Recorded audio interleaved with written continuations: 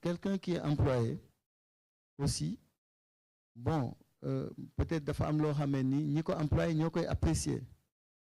Voilà, c'est pourquoi déjà li njëkk a am mooy au niveau du comité exécutif ñun li ñu war a wax ci suñu biir wax nañ ko. Boo xoolee suñu comité pour la première fois on a tenu une réunion pour durer 9h à 1h du matin. S'il y a des choses qui ne doivent plus se reproduire sur les délégations et sur plein de choses. Voilà. Loolu am na ci loo xam ne man mesure bi may njëkk a jël mooy la charte des équipes nationales. J'ai déjà le projet de charte. Loolu dañ koy valider nga xam ne que ça soit les dirigeants ak les joueurs, les encadreurs, il y aura un comportement et chacun va y adhérer avant d'être dans le dispositif.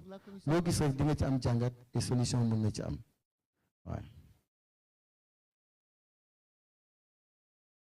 Pour la commission parlementaire. Mais vous savez, moi, toute ma carrière, j'ai été contrôlé. Moi, je suis très à l'aise sur ça.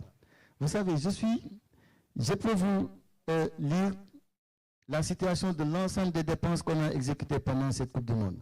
Et si vous le permettez, je vous fais le détail exhaustif de tout ce qu'on a dépensé au point près. Vous savez, moi, j'ai été président de la commission des finances. Et je n'ai jamais eu une idée des finances de la Fédé.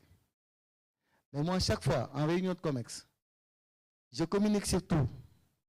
C'est-à-dire sur la situation financière, la situation de nos comptes. Parce que ça doit être connu de tout le monde. Moi, je suis venu avec tout ça. Je peux vous dire à tout moment combien on a reçu au titre de la FIFA, au titre des partenaires, au titre de la CAF. Et l'État ne nous accompagne pas. L'État, nous, on exprime les besoins et l'État exécute dans la mesure de ses possibilités. Voilà. Donc, c'est ça le principe. Moi, à ce niveau, je n'ai aucun souci avec ça.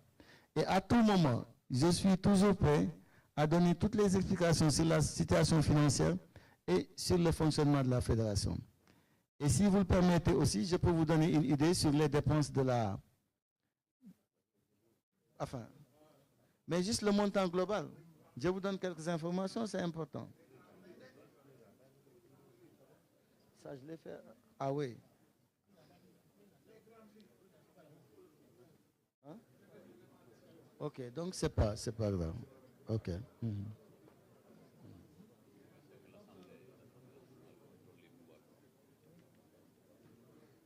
Oui, non, ça c'est des détails sur lesquels... ouais. Hein?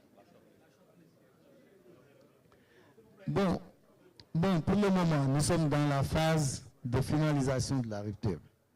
Il faudrait quand même pas anticiper sur ça. Il faut quand même qu'on travaille avec Pape pour régler cette situation en relation avec la tutelle. Voilà. Et sur la base de ça, on va faire une communication sur les orientations à ce niveau.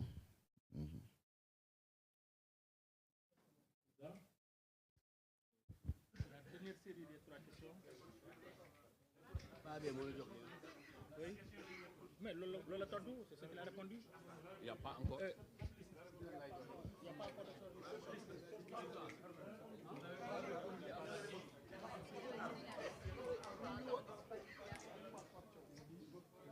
Arona Dem lañu wax.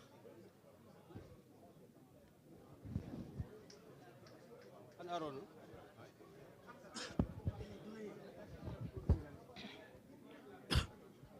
Merci. Bonsoir, bonjour à tout le monde. Arona Dem du journal Informé. Président, vous êtes revenu tout à l'heure sur le cas du contrat de Pape Diaw. Ma préoccupation, c'est de savoir quand vous êtes arrivé à un niveau de discussion où vous avez jugé irréaliste ces exigences, qu'est-ce qui a empêché la fédération en ce moment-là, avant même le départ vers cette Coupe du Monde-là, de mettre ces informations sur la place publique, puisque les Sénégalais puissent comprendre, et éventuellement renoncer à participer à cette Coupe du Monde dans ces conditions, parce qu'on a vu que derrière, un contrat signé à quelques heures d'un match a eu comme conséquence les résultats sportifs qu'on a connus. Et accessoirement, aujourd'hui, à combien va s'élever la cagnotte pour indemniser Pape Diaw dans le cadre de cette rupture? Et est-ce qu'une clause était prévue pour pouvoir vous agripper dessus et réduire certainement les charges? Et la dernière chose, suite à ce limogeage, quelle perspective vous fixez? Est-ce que l'option de la fédération, c'est de chercher un entraîneur local ou alors un entraîneur expatrié? Merci.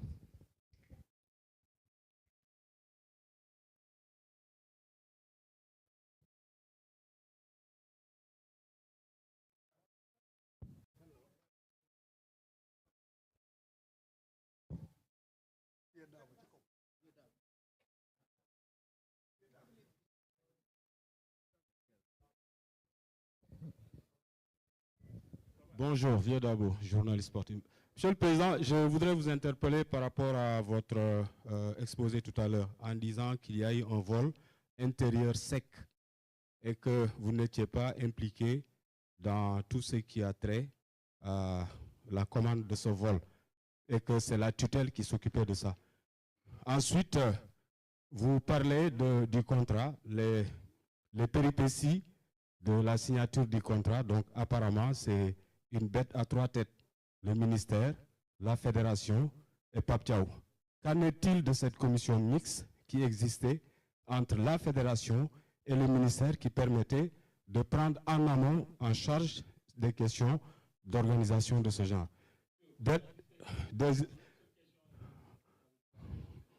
Oui, ben, la question que je porterai en dernière, pourquoi les Lions, après avoir pris le drapeau, ne sont pas rentrés avec le drapeau?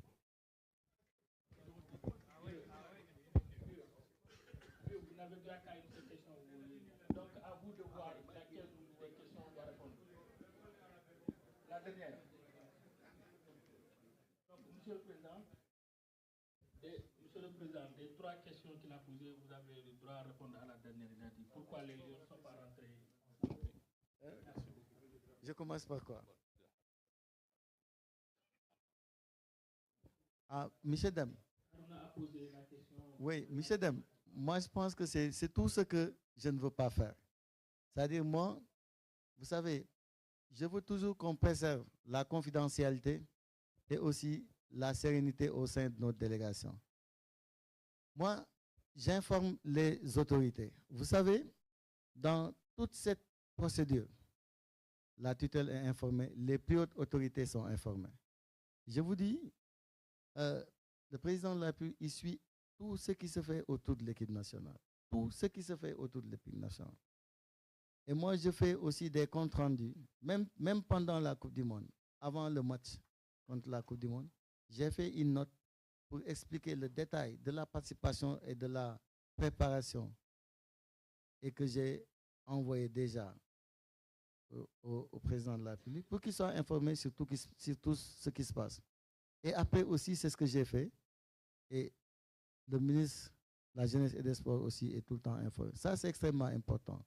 Et tant que nous sommes en phase avec nos autorités, je pense qu'il n'y a pas besoin de mettre certaines situations